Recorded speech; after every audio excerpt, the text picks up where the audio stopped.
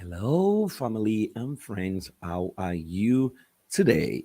Well, my name is Praise Forward, and I'm so excited to have come your way again. Well, our plane landed in Angola early this morning at about 6 a.m., and I'm so excited to be in Luanda in our sojourn around the globe in 196 days. Now, we're exploring family life across the globe, trying to understand what makes family differ from country to country, and as a family life professional, what do we need to pay attention to? Now, six fun facts about Angola. Angola is an African country, as you know. It's a country in southern Africa. The country was a former Portuguese colony but gained self rule in 1975.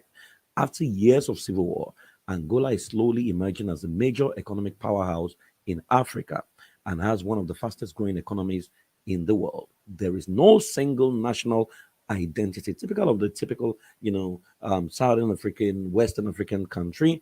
The country is divided along many lines: ethnic, religious, regional, racial, and other factors interact in the conflict.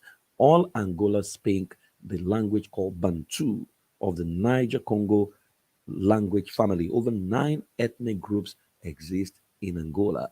Now, what are the 6.5 you need to know in case you want to go work in Angola? I must warn you ahead of time. Well, for you to work as a family life professional in Angola, you need to get funding, right? Because you might need to offer your services for free. So if you're looking to earn the mega box, then maybe you serve the upper class alone. Number one, there is no uniform marital system in Angola, as it were. So marriage and cohabitation takes many forms. According to agriculture.com, some couples are wedded in church or by the state. Others have their wedding blessed by their parents, and others do not formalize their cohabitation with a ceremony. In most cultures, a couple find a home of their own or live with their husband's parent. Can you beat that? Inheritance is patrilineal, with children inheriting from the father. Marriage generally involves familial, political, and economic interest as well as personal consideration and gain. So, love is not enough. You need to consider every code, and the marriage code, however, specifies how it runs. Sometimes they contradict themselves, but that is what you have, the way you have it, So you have a law that says you can do this, another one says you cannot do this, but it gives a loophole for you to manipulate and, get away with one thing in one way, and the law can catch up with you in another way. Number two, you can earn a wife in some parts of Angola, right? In some of the Angola tribe, if a man wants to marry a girl, he will have to work for a couple of days in a father's and his friend's farm. Can you beat that? Hey, you gotta go work and imagine you with oars and cutlasses working hard to earn your wife. Not just working in the fields, it will have to help his future mother-in-law in household chores and also bring gifts to the girl's family. So you may need to go wash plates, you may need to wash on this and what have you. I'm just wondering, why will I do this and how will I do it? You gotta do it. But you see, in modern days, if the prospective groom has a job from where he couldn't get leave, he will bring household items and clothes for the girl's family instead of working in the field and the girl's house, aka bribery. You can bribe your way or settle, not bribery, you can settle your way out of doing the household chores that you should have done, right? Once the bride's family approves of the man, an older woman from the girl's family will start training the girl on how to be a good wife to you. So they have a formal way of training the girls to be a good wife. But after being a good wife, what else? Can she be a good professional? Well, I didn't tell you that, but this is what it is in the traditional setting in Angola. Number three, equality is in principle. According to the Angolan constitution and laws, the sexes enjoy equal rights, but societal discrimination is widespread, especially outside of cities, and an executive decree prohibits women from holding certain jobs. Can you see? So, in one vein, the constitution says, "Oh, everyone enjoys equal right," but there are laws that prohibit certain women from holding certain jobs. The women grew and prepared most of the food for the household and perform all other domestic work. So are you getting married to a wife, or you need a housekeeper, or you need a domestic servant, whatever you? Because of their major role in food production, women shared relatively equal status with men who spend most of their time hunting or tending cattle. And number four, there is gender inequality. Okay, even though the constitution says there's gender equality, but we know there's gender inequality. Like many African countries, women and men are treated very differently in Angola. There are few women in top positions in economic, political, and military affairs. Women will get paid less than what men would at the same job. Women usually take care of children. It's very rare to see a male father take care of children in Angola. So you will usually see women strap their children to their back while they work very hard. Babies are normally strapped around female backs. Yes, I said it, wrapped in a single cloth. Children usually grow old and still live in their parents' home. In some cases, you see a 30-year-old still living in his parents' home, still eating. That's where we live in Africa anyway. Many African countries, by the way.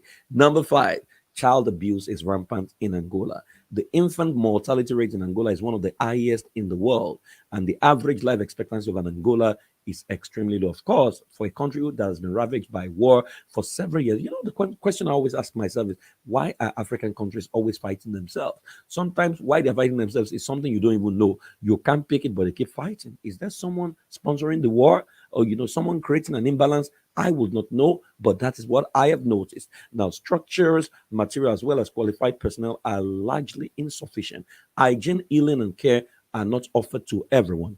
Typical of many African countries, the AIDS virus also widespread in Angola. There are estimated to be 190,000 people who are HIV positive.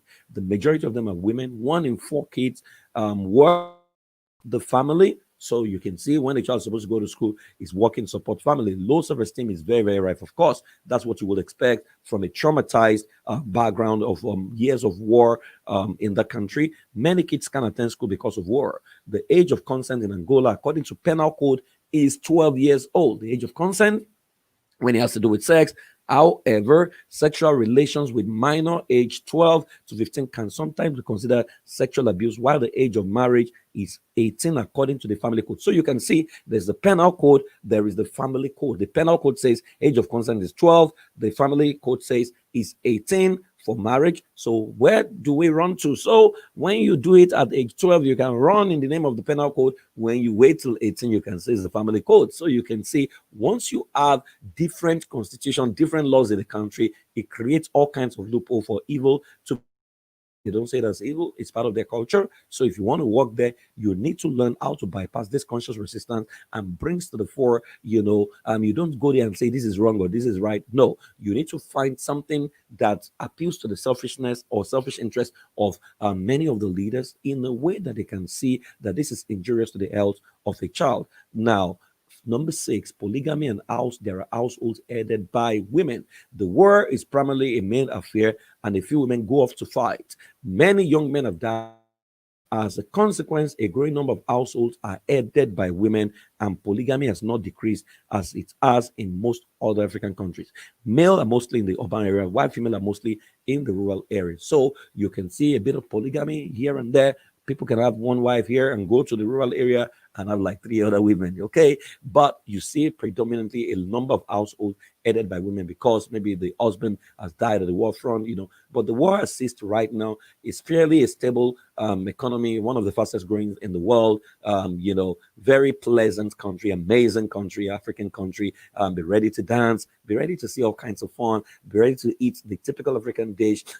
They have a bit of Portuguese, Brazilian lifestyle in there, but they catch their fun heavily. Now, this is what you need to know about Angola. Now, the question is, what do we need to do to improve family life in Angola, especially given the fact that they've gone through years of war? What do you need to do, and how can you contribute your quota to begin to create templates that can help Angola, recover from years of suspicions and years of war? And how can you assist families in Angola, especially given the background that HIV ravaged a part of that country, war has ravaged a lot of the country. There are lots of women whose husband died and they didn't go through grief therapy. So maybe you can actually get in through grief therapy and help people regain their self-esteem, because a lot of children are being born without sound self-esteem. Imagine a child that was violated at the age of 12 in the name of penal code, age of consent. Now, what kind of adult would that girl child become, at the age of 22? So a lot of healing needs to take place in that country. So if you want to go work there, you better get ready with your healing and grief therapy to minister healing and provide professional services to many of the people right there and then. But guess what? If you position yourself to serve the upper class, you will earn some good money, especially government officials. Well, you can visit school.impressforward.com, to get yourself prepared, for a certification program that can help you function in Angola and work with all kinds of culture in there, knowing what to do, the tools to apply, right? Or you can follow me on Instagram, the Family Life Therapist. I hope I have helped you today. Well, tomorrow I will land in another country and I'll be bringing you new fun facts about family life in this country. Till